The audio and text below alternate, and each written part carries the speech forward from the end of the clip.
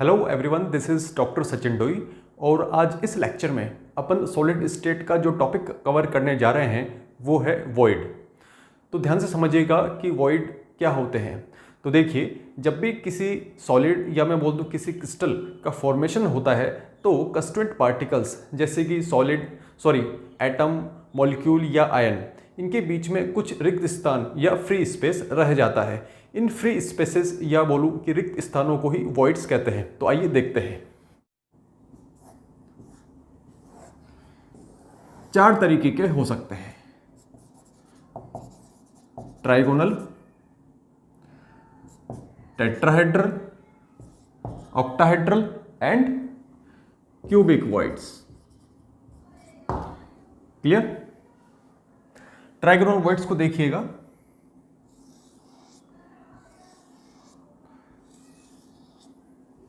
ठीक है, या पहले मैं बता देता हूं आपको कि ये वॉइड्स कहां कहां मिलेंगे। पहले ये लिख लीजिए आप, देखिएगा। ट्राइगोनल वॉइड आपको मिलेगा 2D के अंदर। क्लियर? और tetrahedral, octahedral and cubic voids ये मिलेंगे आपको 3D के अंदर। बात क्लियर हुई? टेट्राहेड्रल एंड ऑक्टाहेड्रल वॉइड्स ये आपको देखने को मिलेंगे FCC एंड HCP 3D के अंदर। बात समझ में आई? और क्यूबिक वॉइड्स आपको देखने को मिलेगा सिंपल क्यूबिक में, सिंपल क्यूबिक स्ट्रक्चर में, सिंपल क्यूबिक स्ट्रक्चर। क्लियर बात? अब अपन ध्यान से एक एक वॉइड को देखेंगे। देखिएगा, ट्राइगोनल वॉइड 2D स्ट्रक्चर में एग्जिस्ट करेगी। क्लियर? ये वाली वॉइड को कैसी है, इसकी शेप कैसी है, देखो ट्राइगोनल की तरह, इसलिए इसको क्या बोलेंगे अपन? Trigonal void. कोऑर्डिनेशन नंबर की बात करें तो क्या होएगा इसका coordination number? 1 2 3। Clear? Coordination number मतलब वो कितने नियरेस्ट स्फेयर से टच है। क्लियर? तो ये वॉइड्स कितने स्फेयर से टच कर रखी है? 1 2 3। अब बात करते हैं अपन टेट्राहेड्रल वॉइड की। देखिएगा, टेट्राहेड्रल वॉइड, टेट्राहेड्रल वॉइड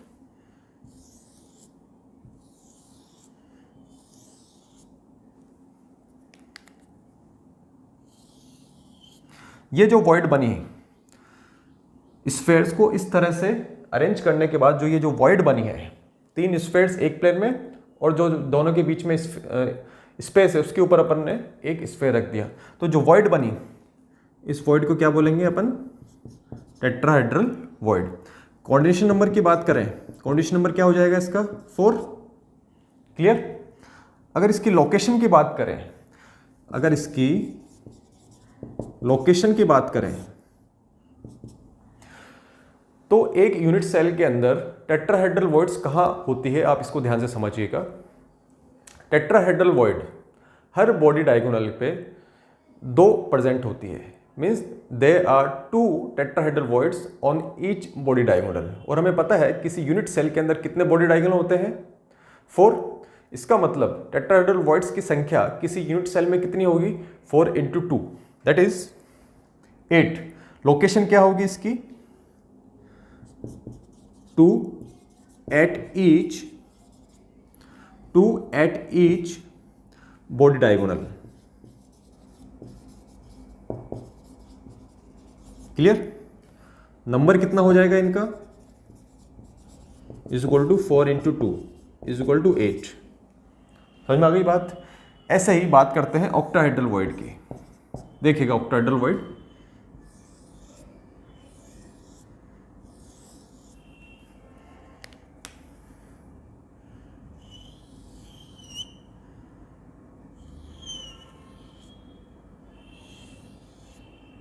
ठीक है, 3 स्फेयर्स एक प्लेन में और 3 स्फेयर्स अपोजिट डायरेक्शन में नीचे वाले प्लेन पे। तो दोनों के बीच में जो खाली स्थान या वैकेंट स्पेस बनेगी उसको क्या कहेंगे अपन? Octahedral void.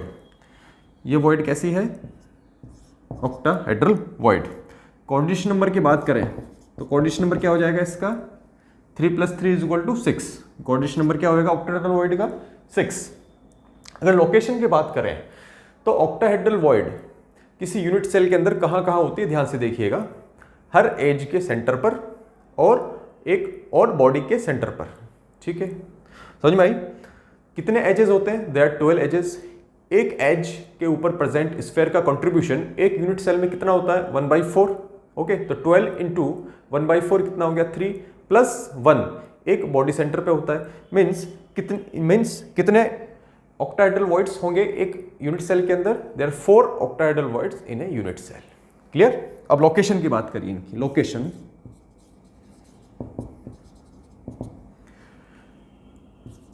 Eight the centre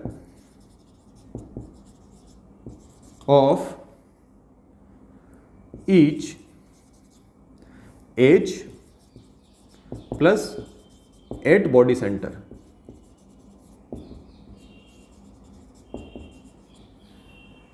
समझ में आ गई बात? नंबर की बात करें, नंबर कितने हो जाएंगे 12 × 1/4 + 1 = 4। Okay, there are 4 octahedral voids in a unit cell. Clear? अब बात करें क्यूबिक वॉइड्स की। क्यूबिक वॉइड प्रेजेंट होती है, देखिएगा ध्यान से, क्यूबिक वॉइड को समझिए आप। ये एक क्यूब है। क्लियर? यह एक क्यूब है और इस क्यूब के सेंटर पर क्यूबिक वॉइड प्रेजेंट होती है। क्लियर? इसका कोऑर्डिनेशन नंबर क्या होगा? 4 स्फीयर्स ऊपर की ओर और 4 स्फीयर्स नीचे, तो इसका कोऑर्डिनेशन नंबर हो जाएगा 8। कोऑर्डिनेशन नंबर हो जाएगा इसका 8। क्लियर? लोकेशन की बात करें,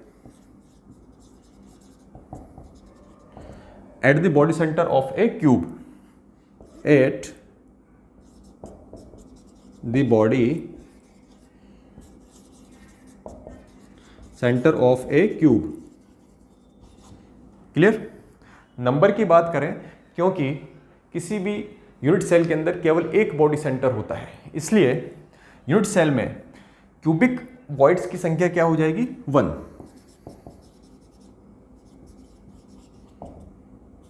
= 1। क्लियर? तो ये बात करी अपन ने वॉइड्स के बारे में। समझ में आई बात? ओके। अब मैं कुछ स्टेटमेंट्स वॉइड्स के बारे में आपको बताना चाहूंगा, उसको आप याद रखिएगा। पहली बात, अगर मैं कह रहा हूं कि कोई वॉइड ऑक्टाहेड्रल है, इसका मतलब यह नहीं है कि उस वॉइड का शेप या मैं बोल दूं उसकी ज्योमेट्री ऑक्टाहेड्रल है।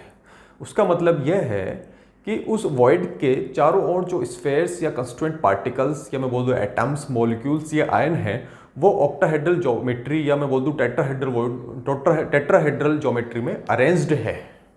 क्लियर? और अगर इस वॉइड के अंदर चाहे वो टेट्राहेड्रल हो या ऑक्टाहेड्रल हो या क्यूबिक हो, अगर उसके अंदर कोई एटम या मैं बोल दूं कोई कंस्टिट्यूएंट पार्टिकल प्रेजेंट है, तो जो कोऑर्डिनेशन नंबर उस वॉइड का होगा वही कोऑर्डिनेशन नंबर उस वॉइड के अंदर प्रेजेंट कंस्टिट्यूएंट पार्टिकल का होगा। बात क्लियर हुई? अब आप कुछ स्टेटमेंट्स देखिए, इनके अलावा कुछ और हैं। किसी face centred cubic unit cell के अंदर कितने एटम्स होते हैं हमें पता है, दे आर 4 एटम्स। क्लियर? और अभी हमने पढ़ा उसके अंदर ऑक्टाहेड्रल वॉइड्स कितने होंगे 4। और किसी यूनिट सेल के अंदर कितने टेट्राहेड्रल वॉइड होंगे 8। मतलब एक रिलेशन बना सकता हूं मैं एफसीसी के लिए। अगर एफसीसी के अंदर if in A FCC total atoms है =n, देन ऑक्टाहेड्रल वॉइड्स कितनी हो जाएगी n।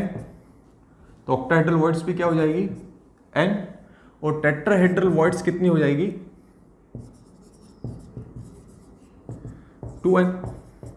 यह रिलेशन क्वेश्चंस को सॉल्व करने में काम आएगा जो अपन आगे पढ़ेंगे। ठीक है, ओके।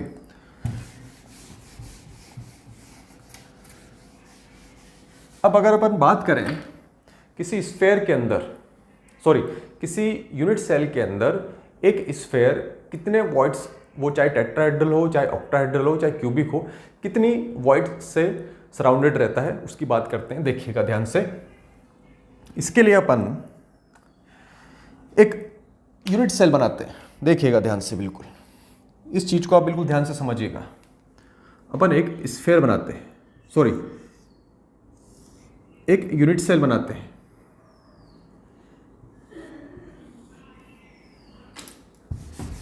इस पॉइंट को थोड़ा ध्यान से समझिएगा, पूरा विजुअलाइजेशन करना पड़ेगा आपको।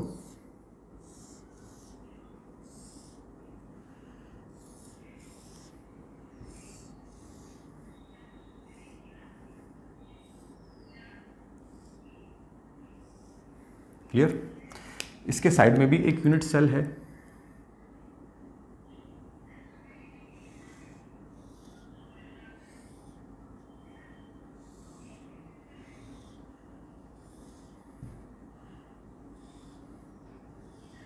क्लियर?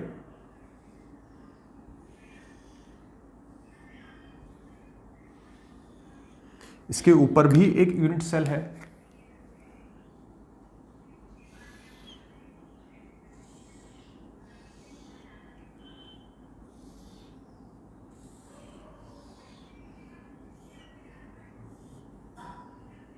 ओके,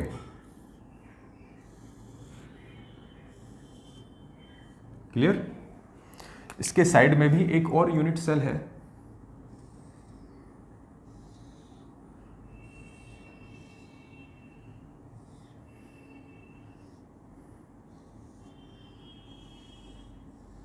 क्लियर हुई बात? ओके। अब मैं अगर इसको इस तरह से डिवाइड कर दूं,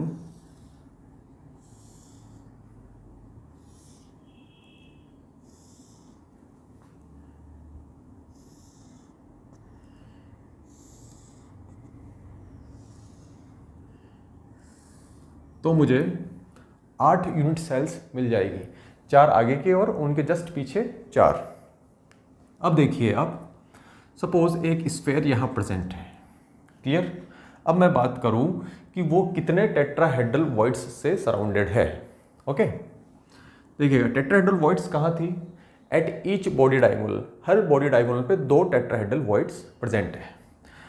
ये वाली यूनिट सेल, एक ये वाली यूनिट सेल है, एक ये वाली यूनिट सेल है, एक ये यूनिट सेल है, एक ये, एक ये, एक ये और एक ये।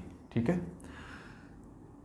एक तो यहाँ टेट्राहेड्रल वॉइड प्रेजेंट होगी, एक यहाँ टेट्राहेड्रल वॉइड्स प्रेजेंट होगी, एक यहाँ, एक यहाँ, एक इस वाली यूनिट सेल की, एक इस वाली यूनिट सेल की, एक इस वाले यूनिट सेल की और एक इस वाले यूनिट सेल की। ठीक है, means 1 2 3 4 5 6 7 8 means each atom is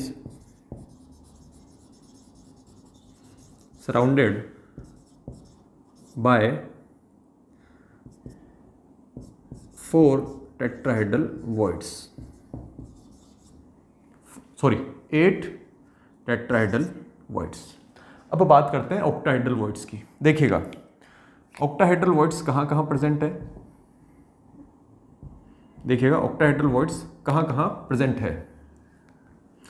eight the centre of each edge. Okay, 1 2 3 4। Clear? एक यहां पर भी बनेगा, देखिएगा 1 2 3 4 5 and 6 means each atom is surrounded by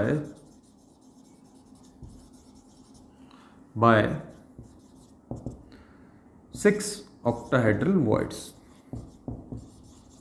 clear? Tetra cubic voids की बात करें, ये वाला एटम कितने क्यूबिक वॉइड्स से सराउंडेड है? हमें पता है cubic voids eight the centre of each cube, और यहां पे कितने क्यूब्स हैं? 8 means each atom is surrounded by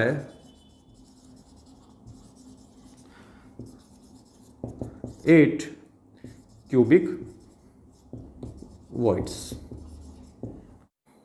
तो इस तरह से अपन ने इस लेक्चर में देखा कि किसी सॉलिड के अंदर वॉइड्स कितने टाइप की होती है, उनका कोऑर्डिनेशन नंबर क्या होता है, इन वॉइड्स की लोकेशन क्या होती है और किसी सॉलिड के अंदर इन वॉइड्स की संख्या कितनी होती है। Thank you.